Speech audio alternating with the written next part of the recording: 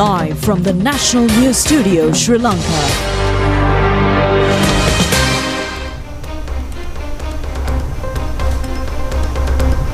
Good evening. This is the National News Telecast. I'm Movin Hettiarachchi. A very good evening indeed. I'm Sharifah Tahir. Let's take a look at the headlines.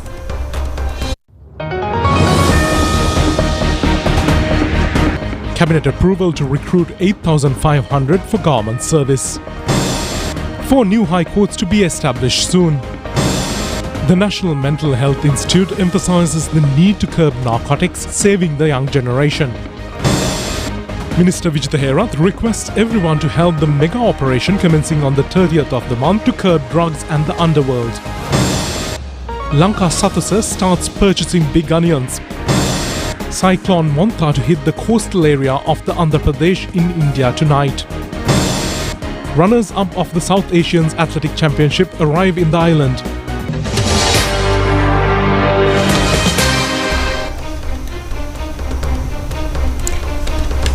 Now to those and more stories in detail. On today's top story, Minister Vijitha Herath says that the cooperation of all is needed for the national program that will be implemented on 30th of this month to contain drugs and the underworld. And the minister made these remarks at the media briefing today to inform the cabinet decisions. Attention was also focused at this meeting on the assassination of the chairman of Valigama Pradeshya Sabha. Minister Vijitha Herath said that according to the existing legal condition, political candidacy can be given to a convict after several years of his punishment. However, it is not clearly stated that political candidacy cannot be requested while having a case in a court at present. Therefore, all political parties have responsibility and ethical bond to not field such candidates for elections. Regarding the Valigama incident, the minister said that it is a controversial matter among the general public. The incident became a national issue later. General public are well aware of such people in their areas. However, a final decision can only be taken after a proper court procedure. People of the country never request the government to provide security to criminals. However, it was a responsibility of the prison department as well as to grant security while he was under a court case. Even in such instances, the underworld and the drug dealers have become strong event to conduct such killings. The minister said that this is why the government expects the cooperation of the general public to bring down the underworld. For this purpose, the government initiates a national program throughout the country to eliminate this problem once and for all. General public will be united at village level with the support of civil organizations, religious leaders, all other social activists. There should be one front with the support of all to curb the drug menace. Public protest is essential to deal with this matter. The government expects the maximum support of the general public to implement this move on the 30th of this month. It is the responsibility of the general public to support it, disregarding their political differences. Minister Vijitha Herath invited all the people to join hands with the government to eliminate underworld and create a free and fair country for all to live in harmony. Police media spokesman ASP F.E. Woodler said that several teams have started investigations into the killing of the chairman of Valigama Pradeshya Sabha. 6 suspects, including the shooter, motorcycle rider and several others who abetted the crime, have been taken into custody. They have been produced before Mathura Magistrate Courts and a detaining order has been obtained for 72 hours. Further investigations are being conducted by the Financial Crime Division of the CID. The National Mental Health Institute states that it is essential to curb narcotics, which have become a national problem, and take remedial measures to save the young generation who are victimized by this drug menace. The senior consultant psychiatrist Kapila Ranasinghe pointed out that narcotics have adversely affected a person's mental and physical health, as also the family and the society at large. Senior consultant psychiatrist, the National Mental Health Institute, Kapila Ranasinghe, pointed out that the increase in the number of drug users is a huge hindrance to the development of the country, and any country with the circulation of narcotics has never reached a state of development. He emphasized that implementing the law to the letter is essential to curb narcotics. Senior consultant psychiatrist of the National Mental Health Institute, Kapil Ranjan Singh, has said that although law can be implemented to paralyze the supply of narcotics, merely implementing the law on drug addicts is not enough. Society has to be considerate towards them, should help them and treat to save them from this danger. Along with this, awareness in the society is equally important. Since no country has been developed with the use of narcotics, implementing the law to the letter is extremely important, he added.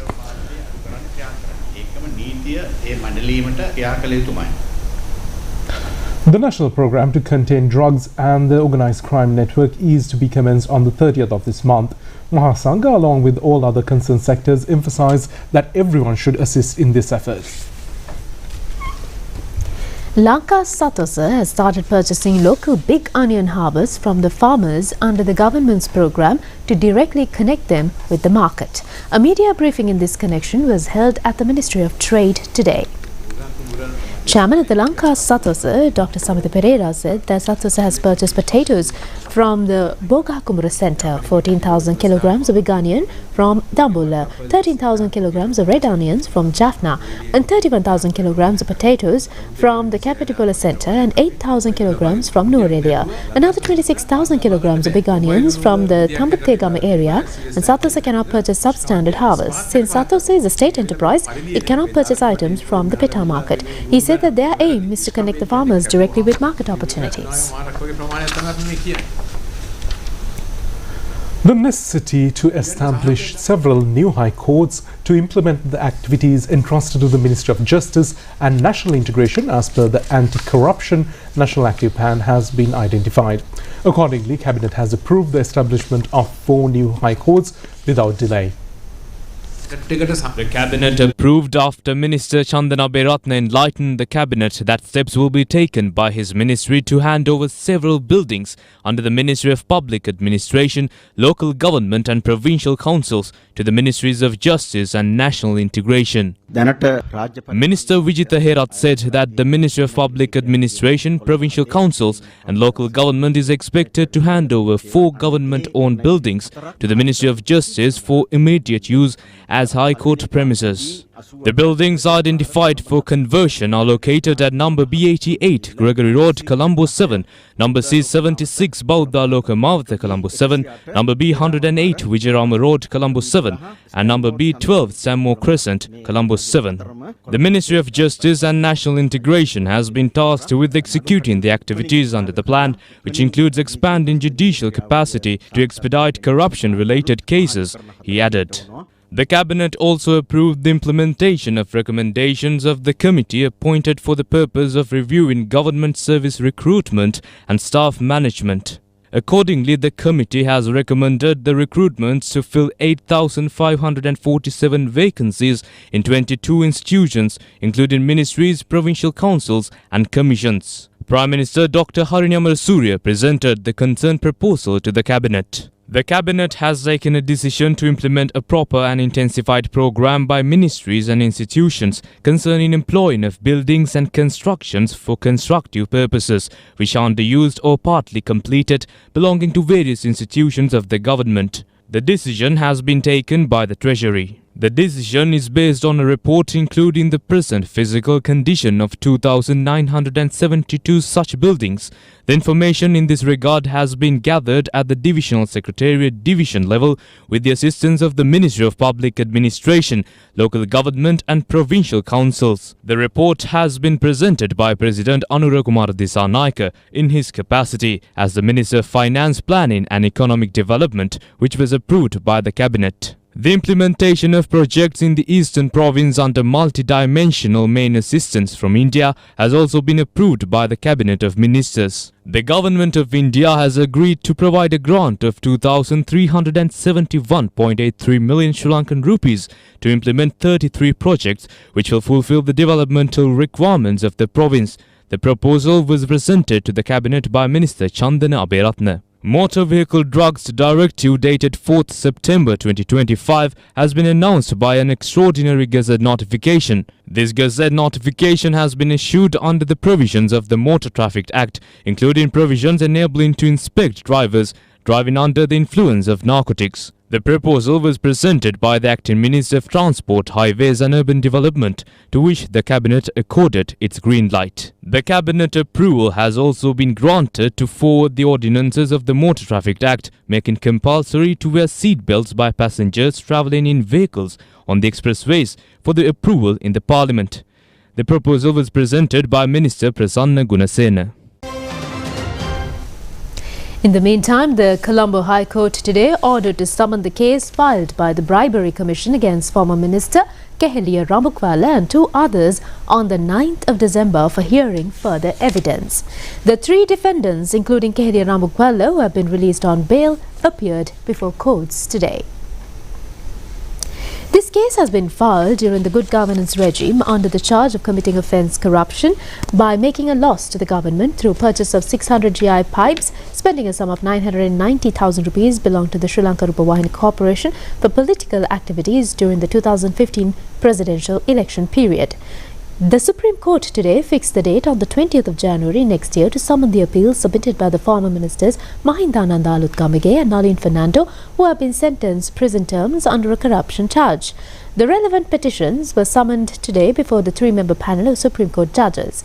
Mahindananda Alutkamage and Nalin Fernando were convicted with prison sentence under the charge of importing 14,000 carom boards and 11,000 checkerboards through the Satosa during the presidential election 2015 and distributing them to the political offices of presidential candidate Mahinda Rajapaksa.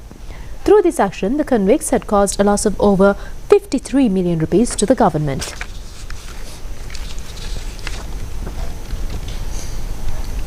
Colombo District Court today ordered a case filed by Prime Minister Dr. Harini Amrusuri to be summoned on the 2nd of December for the pre-trial conference. This case has been filed demanding a compensation of 500 million rupees for the defame caused to her good reputation through a statement made by former SJB parliamentarian Tisatha Nayaka.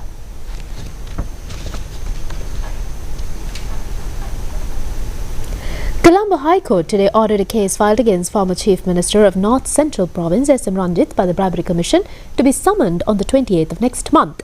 In this case, the former Chief Minister has been accused of committing the offence corruption under the Bribery Act. This case has been filed under the charge of committing a loss to the government by obtaining fuel illegally while having obtained the salary and the fuel allowance as the Chief Minister during the period 27 September 2012 to 31st December 2014.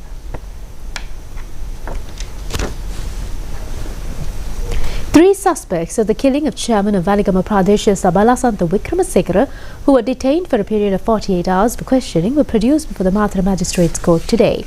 The courts ordered the suspects to be further remanded until the 30th of this month.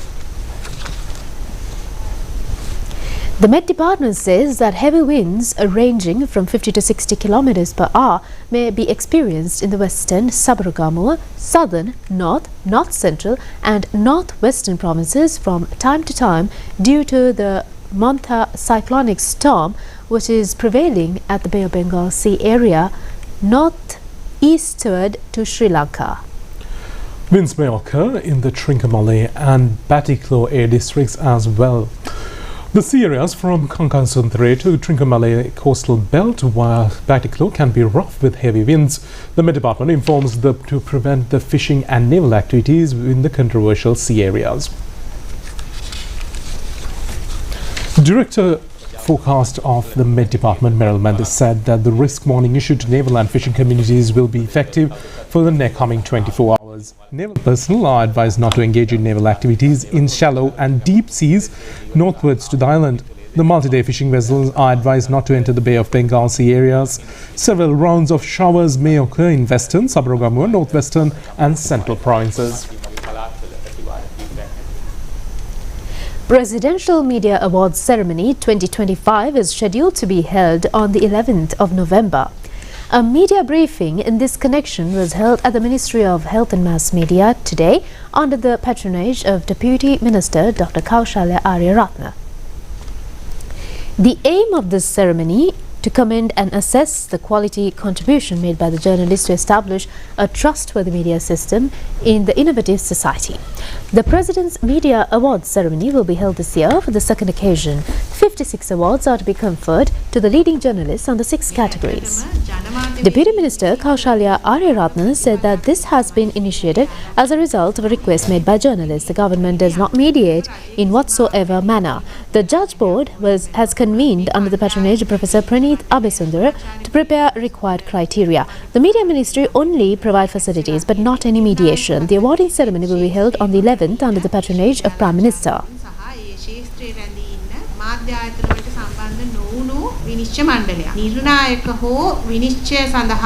Secretary to the Ministry, Consultant Dr. Anil Jasinger, heads of media institutions and several others were present at the occasion.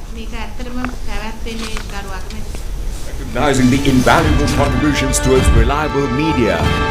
In an era of innovation, the Presidential Media Awards 2025 will be held on the 11th of November 2025 at the Nellum Bukuru Theatre from 3 p.m. onwards.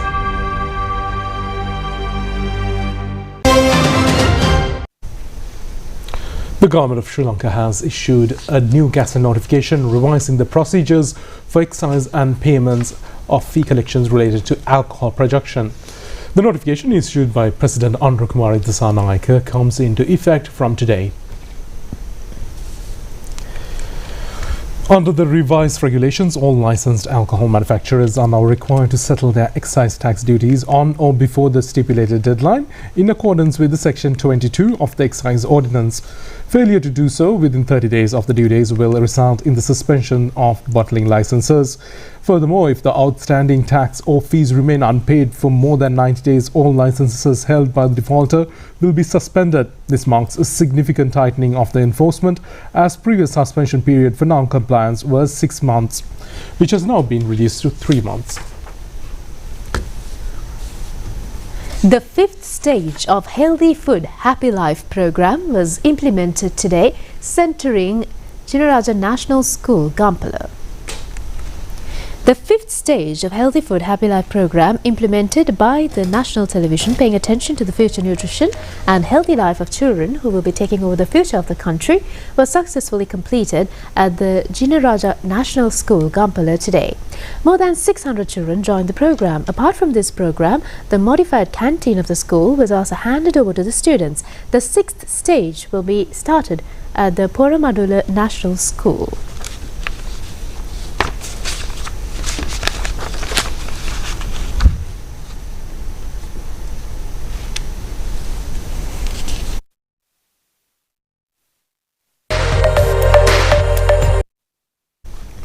Attention was paid to start the small development projects of the Chilau District's General Hospital immediately. The hospital, located on 7.5 acre plot of land, is in mid-Chilau town, in the largest hospital in the Pultham district.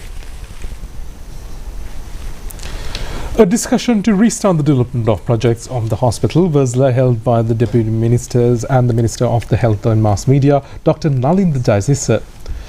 The Minister instructed the officials to take steps to start the project soon, since funds have been allocated for construction of a 5-story physical ward complex and emergency treatment unit, which is nearly 50% construction has already been completed. We now move on to more local news items in brief. 2 new deputy governors have been appointed to the Sri Lanka Central Bank. Accordingly, Assistant Governor Dr. C. Amarasekara has been appointed as a deputy governor with effect from the 24th of this month. Another Assistant Governor, KGP Sirikumara, will be appointed to that post from the 3rd of next month.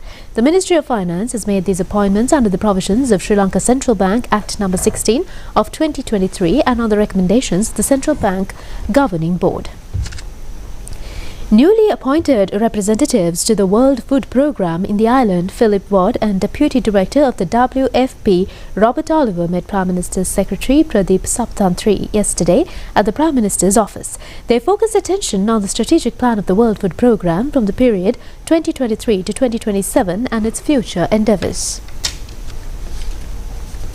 The Praja Harasara 2025 Programme for Community Empowerment National Evaluation commenced at the Temple Trees this morning under the patronage of Minister of Rural Development, Social Security and Community Empowerment Upali Panilage. Community leaders and officials were commended at this event with the objective of taking grassroots level social empowered persons through Samruddhi movement. A foreign national was taken into custody at the Katunayaka airport early this morning with hashish narcotics worth over 180 million rupees. The suspect is a 21-year-old Canadian national. He was traced while he was attempting to take the stock of hashish outside the airport through the exit corridor, Green Avenue. According to the customs, the stock of hashish has been packed in his baggage in 6 polythene packs and 72 small packs. Well, that's local news, and we'll be back with news overseas. Stay tuned in.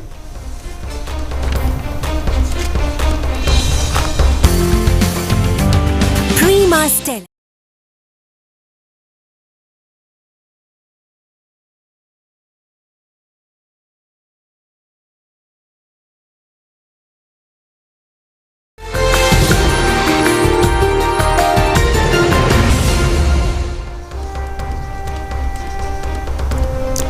Moving on to news overseas now. The cyclonic storm Monta that developed in the Bay of Bengal is expected to make landfall along India's Andhra Pradesh coast tonight, prompting widespread alerts and evacuations.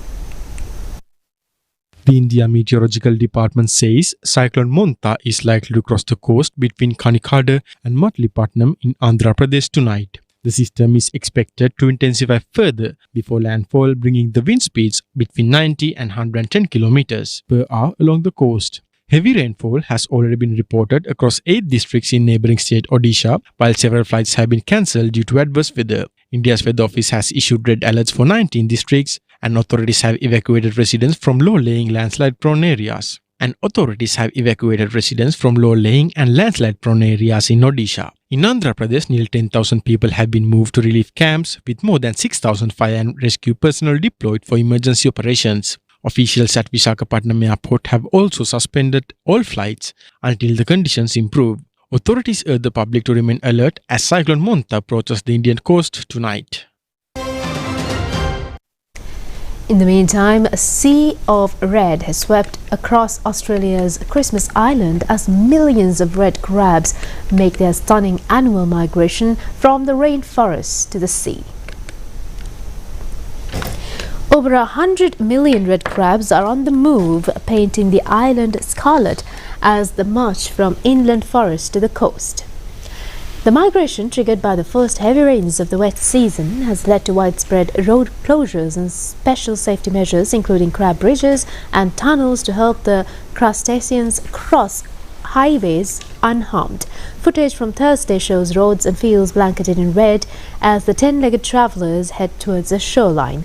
The event, timed with the lunar cycle, reaches its peak in mid-November and again in December, when female crabs release billions of eggs into the sea during the early morning tides. The spectacle has become one of the nature's most extraordinary sights, a true crimson tide that signals the start of the wet season on Christmas Island.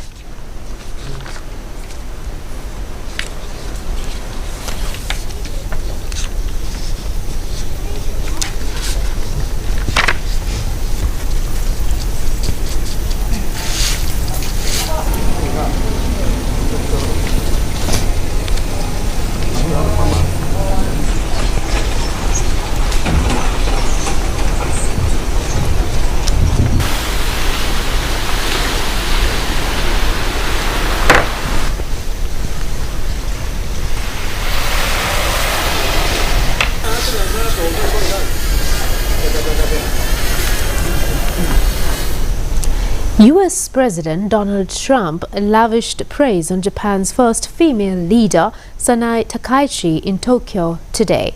He welcomed the new Prime Minister's pledge to accelerate a military build-up and sign deals on trade and rare earths. Japanese Prime Minister Takaichi, who took office a week ago, is a protege of President Trump's ally and golfing buddy Prime Minister Shinzo Abe, who was assassinated in 2022. She repeatedly invoked that legacy with gifts and references to the warm ties between the two men and applauded President Trump's push to resolve global conflicts. Both governments released a list of projects, opens new tab in the areas of energy, artificial intelligence and critical minerals, in which Japanese companies are eyeing investments of up to $400 billion in the US. Tokyo pledged to provide $550 billion of strategic US investments, loans and guarantees earlier this year as part of a deal to win a reprieve from President Trump's punishing import tariffs. Those gestures may temper any President Trump demands for Tokyo to spend more towards its security in the face of any increasingly assertive China, cause Prime Minister Takaichi sought to head off by promising to fast-track plans to increase defence spending to 2% of GDP. Prima Stella, අපි හැමෝම කැමති.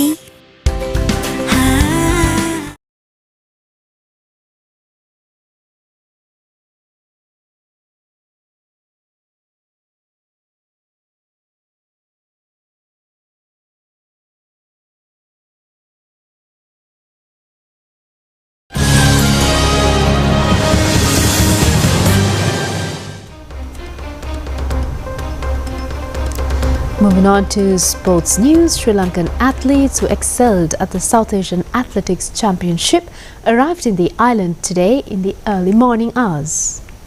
Minister of Sports Suvil Kumar Gamage says a number of officials were present at the Katnaki International Airport to welcome them.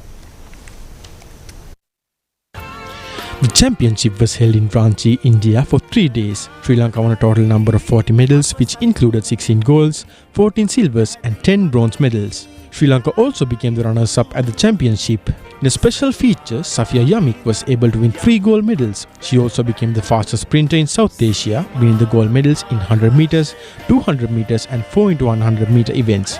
Meanwhile, in another commendable victory, Madhushan Herat secured both the gold medals in the long jump and the triple jump as well. Ramesh Taranga, who became the best athlete at the championship, also won the gold medal in the javelin throw event. Chamod Dyoda Singha, who became the fastest sprinter in South Asia, won the gold medals in the 100 meters and 4x100 meter relay events. Athletes Nadisha Dilhani Lekamge, Dasuni Kaushalya, Rasara Vijayasurya, Harsha Karunaratne, Pasindu Malchan, Kalinga Kumarage and Tarindu Dasun were the others to win the gold medals in single events for Sri Lanka.